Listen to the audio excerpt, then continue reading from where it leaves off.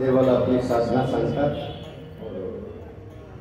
देवा मी काय काय केलंय नीट लक्ष देऊ नये, मी तुला मागणार आहे, मी तुला प्रार्थना करणार आहे, पण त्याच्या अगोदर मी साधना काय केली हे नीट आहे. पहिले चरणात साधना सांगितली, वैष्णवा संगती सुख वाटे जीवा आणि कमी देवा काही नेणे. हे देवा मला वैष्णवांच्या संगतीत सुख वाटतं आणि वैष्णवांची संगती सोडून मी दुसरं काही जाणत नाही. म्हणजे तुकाराम महाराज वैष्णवांच्या संतांच्या चांगल्यांच्या संगतीत आलेले आहेत, योग झालेला आहे, पण तो क्षेम व्हावा असं वाटतं.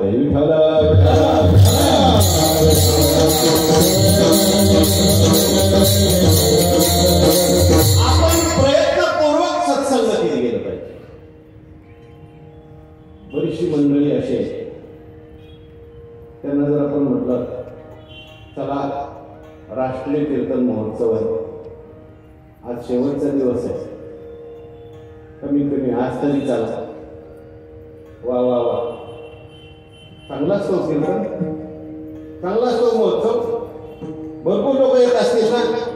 अहो येतात लोक, तुम्ही चला ना. आमच्याला शिवापूरला आलंय कीर्तन, म्हणजे काही चांगलं करायचं की नशीब पुढं करायचं आणि नको तिथे प्रयत्न करायचा.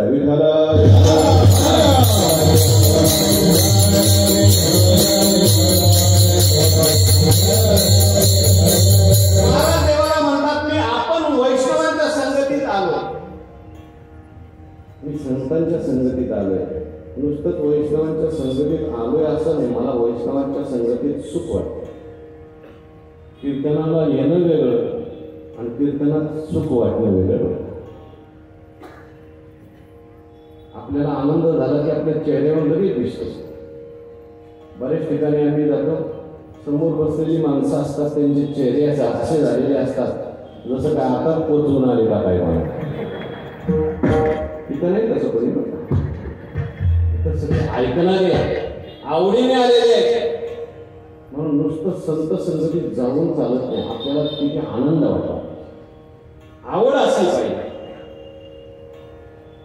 कोण आहे ते वैष्णव, यांच्या संगतीमध्ये कोणतं सुख तुकाराम महाराजांना वाटतं, त्याच्याकरता ते काय करतात.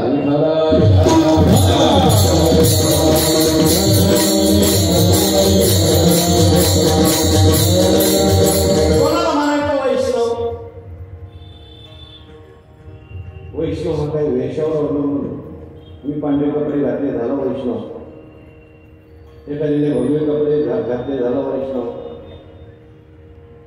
तो स्त्री आहे का पुरुष आहे का लहान आहे का मोठा याच्यावर वैष्णव का. वैष्णवांच्या लक्षणात जो बसला तो वैष्णव. वैष्णवांची काही बाह्य लक्षणं सांगितली,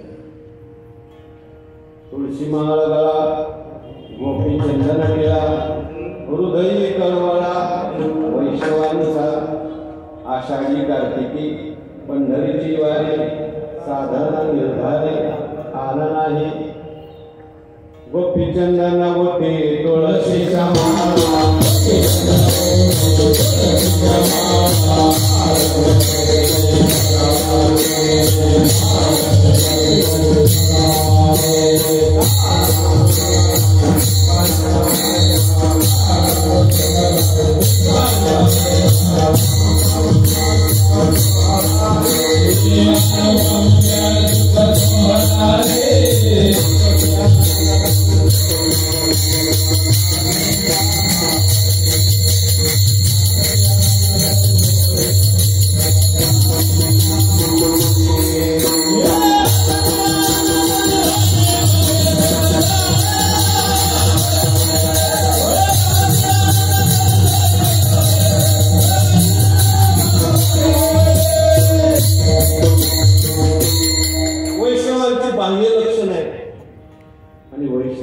अंतर्लक्षण.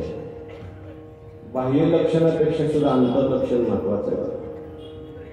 अंतर्लक्षण नसेल बाह्य लक्षण जर भरपूर असेल पण बाह्य लक्षण हा दंभ होतो. एखादा मनुष्य गळ्यात खूप माळा असतील, माळ असेल, गंध लावलेला असेल आणि वागणुकीला जर चुकत असेल तर लोक त्याला नावं जास्त देतात. पण बाह्य लक्षण पाहिजे. बाह्य लक्षण असल्यानंतर आंतरलक्षण येतं. पण आंतरलक्षण नसेल तर नुसतं बाह्य लक्षण जे आहे ते फुकटच आहे. एरवी तरी पंडसुता आंतरशुद्ध नसता बाहेरी कर्मुतो सर्वथा विटंबुका मृत जैसा शृंगारीला गाढव कीर्ती नानीला कडू दुधिया माखीला घोडे जैसा. काही काही लोक आमच्याकडे तक्रारी करतात, तुमचे वारकरी आणि चोऱ्या करतात. मी म्हटलं वारकरी चोरी करणार नाही, चोर तात्पुरता वारकरी झाला असेल. वारीमध्ये काय काय चोर सुद्धा काय होतात, वारकरी. आपल्या गळ्यात एकच माळ, तो 4 माळा घालतात. आपण एकाच ठिकाणी गंध लावतो, 12 ठिकाणी समजा, तो सगळ्या अंगाला गंध लावतो. आपल्याला म्हणतो तुम्हाला आंघोळीला जायचं का, तुमचे कपडे माझ्याकडे द्या, तोपर्यंत मी सांभाळतो. आणि आंघोळ करून आल्यावर कपडे सहित राहिले. बाह्य लक्षण आहे, आंतरलक्षण पाहिजे. बाह्य लक्षण पाहिजे पण आंतरलक्षण खूप महत्वाचं आहे. वैष्णवांचं आंतरलक्षण काय? विष्णुमय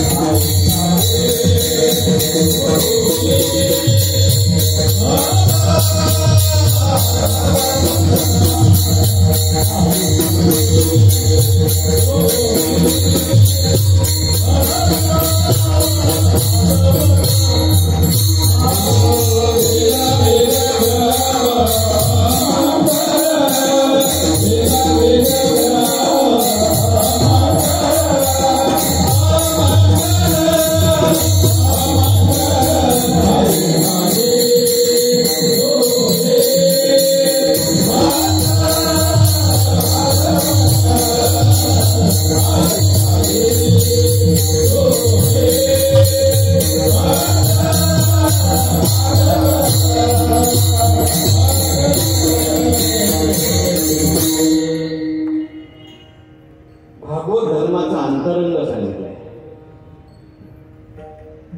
विष्णुमय जग वैष्णवांचा धर्म. हे सगळं जगत विष्णुरूप आहे, हे सगळं जगत देवाचं स्वरूप आहे असं मानणारा आपला भागवत धर्म आहे.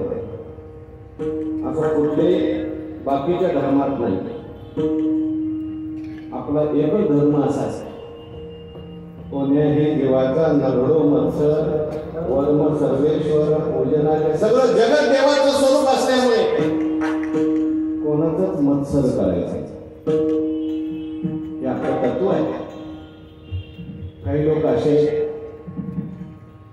ते जगत मानतात, विष्णू मानत नाही. जगत मानतात, जगत आम्हाला दिसतं आम्ही मानतो, पण विष्णू किंवा देव आम्हाला दिसत नाही आणि आम्ही देवच मानत नाही असं मानणारा एक वर्ग. देव जगात असता तर आम्हाला दिसला असता. देव जगात नाहीये. मोक्ष मग म्हणजे देह हाच आपला देव आहे. भोजन हीच भक्ती आहे. चांगलं चांगलं खायचं, पैसे नसले तर दुसऱ्याकडून कर्ज घ्यायचं, खायचं प्यायचं मजा करायची, मेलं की मोक्षच आहे. जगात देवच नाही असं मानणारी काही मंडळी, त्यांना चारवाक असं मानतात. काही लोक असे आहेत ते जगाला मानतात, विष्णूला मानतात, पण जग आणि विष्णू वेगवेगळे मानतात. काहींचा देव वरती बसलेला आहे. जग त्याने निर्माण केलं, त्याला भेटायला जायचं असेल तर जगात तो भेटणार नाही, मरायचं आणि मेल्यानंतर मग त्याला भेटायला वर जायचं. ते डायरेक्ट भेटायला नाही, मेल्यानंतर ते तसंच ठेवतात पूर्ण. ते म्हणतात आमच्या ते देवाचे येतील दूध आणि मग ते आम्हाला घेऊन जातील वर. कुठं? वर. काहींचा देव सात असणारा त्या वरती आहे. जगत वेगळं आहे. फक्त आपली वैदिक सनातन संस्कृती सांगते सगळ्या जगात देव आहे.